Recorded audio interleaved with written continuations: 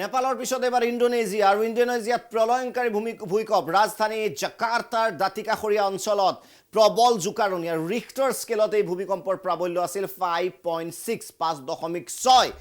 আৰু বৰ্তমানলৈকে নিহত 56 জন বুলি জানিব পৰা গৈছে ভিজুৱেলছ দেখুৱাই আছো আমি কাষৰ স্ক্ৰীনত কিদৰে ধ্বংসস্তূপত পৰিণত হৈছে ডাঙৰ ডাঙৰ অট্টালিকা আৰু বৰ্তমানলৈকে আহত 700ৰো অধিক ভূমিকম্পৰ অভিকেন্দ্ৰ জাভাৰ চিয়াংজুৰ অঞ্চল দক্ষিণ পূব এছিয়াৰ দ্বীপৰাষ্ট্ৰ ইণ্ডোনেছিয়া আৰু প্ৰলয়ংকাৰী ভূমিকম্প সোমবাৰৰ পৰা অহা ভূমিকম্পৰ প্ৰাবল্য Richter scale 5.6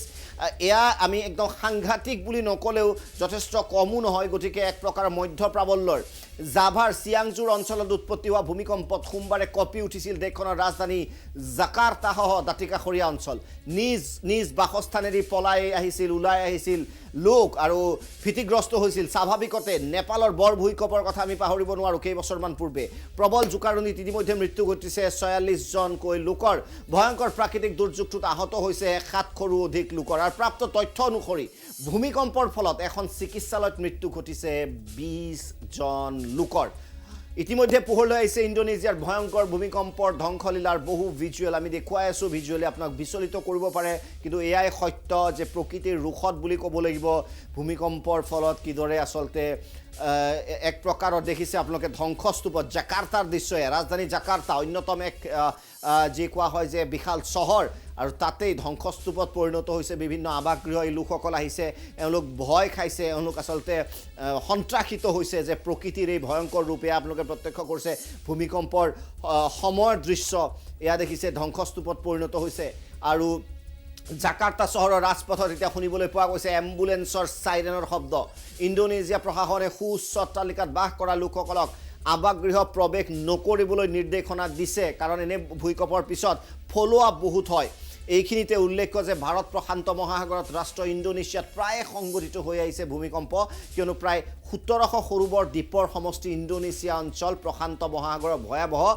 ring of fire য'ত আছে সৰুবৰ বহু জ্বালামুখী গতিকে এই ৰিং অফ ফায়াৰত থকা মানে অতি স্পৰ্শকাতৰ অঞ্চল আৰু সততে অহা প্ৰবল ভূমিকম্পৰ পাছতে সুনামিৰো আশংকা কাৰণ সাগৰৰ মাজত গতিকে সুনামি ফলো আপ হ'ব পাৰে চলিত বৰ্ষৰ 25 ফেব্ৰুৱাৰীত অহা প্ৰবল ভূমিকম্পত ইণ্ডোনেছিয়াত মৃত্যু হৈছিল 25 জনৰ আহত হৈছিল 500 জন একেদৰে 2021 চনৰ জানুৱাৰীত অহা ভূমিকম্পত 100 জনৰ মৃত্যুৰ লগতে আহত হৈছিল প্ৰায় 6200 গৰাকী লোক 2004 চনৰ ইণ্ডোনেছিয়াৰ ভূমিকম্পৰ পাছতে সৃষ্টি হৈছিল সুনামিৰ যাৰ প্ৰভাৱত জাপান তথা অন্য অঞ্চলত মৃত্যু ঘটিছিল শুনিব 2,30,000ৰো অধিক লোক 2,30,000ৰো অধিক লোক উল্লেখ্য যে অতি ভূমিকম্প প্ৰবণ ইণ্ডোনেছিয়াত নহয় প্ৰতি বছৰে সমগ্ৰ বিশ্বত আহে 20,000ৰো অধিক ভূমিকম্প কিন্তু অধিকসংখ্যক ভূমিকম্পৰে যেহেতু প্ৰাবল্য বা তীব্ৰতা যথেষ্ট কম আৰু নেশ্যনেল আৰ্থকুইক ইনফৰমেশ্যন চেণ্টাৰৰ মতে প্ৰতি বছৰে বিশ্বত সংঘটিত ভূমিকম্পৰ প্ৰায় 100টাৰ থাকে বৃহৎ ধ্বংসাত্মক ক্ষমতা সাধাৰণতে কেই ছেকেণ্ডমানৰ পৰা কেই মিনিট পৰ্যন্ত আহে ভূমিকম্পৰ জোকাৰণি কিন্তু 2004 চনত ভাৰত মহাসাগৰত অহা প্ৰলয়ংকাৰী ভূমিকম্পটো আছিল 10 মিনিট দীঘলীয়া 10 মিনিট যথেষ্ট দীঘল সময় এইটোৱে আছিল ইতিহাসৰ দীৰ্ঘতম সময়ৰ বাবে ভূমিকম্পৰ জোকাৰণি আৰু ইণ্ডোনেছিয়াৰ পূৰ্বে শেহতীয়াকৈ বিশেষকৈ আমি যদি কওঁ বিগত কেইদিনত 4টাকৈ ভূমিকম্পই জোকাৰিছে চুবুৰীয়া ৰাষ্ট্ৰ নেপালক একেদৰে ভাৰতৰ উত্তৰাখণ্ডটো হৈছে ভূমিকম্প যাক লৈ এতিয়া ভীতিগ্ৰস্ত হৈ পৰিছে জনতা গতিকে এয়া প্ৰকৃতিৰ ৰুখ গতিকে আমি যিমান পাৰোঁ সাৱধান হ'ব লাগে অসমো কোৱা আপোনালোকক অতি ভূমিকম্প প্ৰবণ অঞ্চল অৰ্থাৎ ৰেড জোনত অসম পৰে গতিকে সাৱধান হ'ব বৃহৎ অট্টালিকা নিৰ্মাণৰ ক্ষেত্ৰত বিশেষকৈ